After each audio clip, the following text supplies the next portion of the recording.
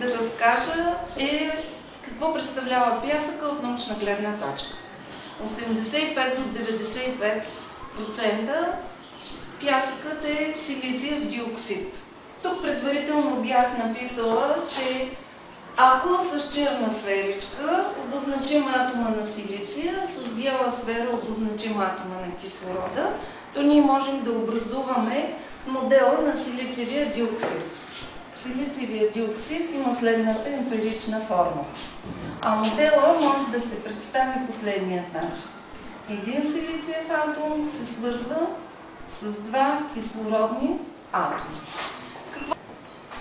Подреждането на тези три атома в пространството става абсолютно равномерно. Силициевите атоми се разполагат по върховете на правилен шестоъгълник. Ето така. И във всеки връх има по един силициев атом. А по средата се разполага кислородният атом. И така, всеки силициев атом е свързан с два кислородни атома. Тук също.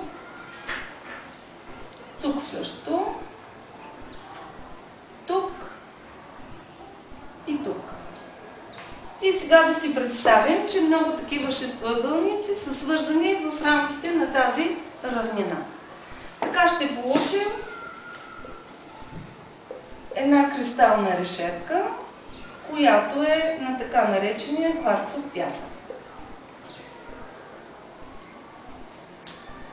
Само момент да направим и втория шестоъгълник.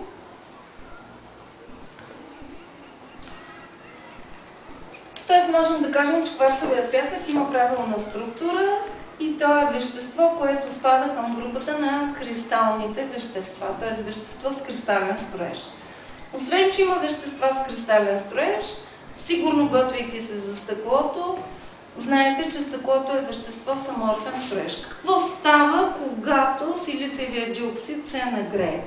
Тази кристална решетка не се разкъсва, а постепенно започва да се деформира. Представете си, тези правилни шестоъгълници започват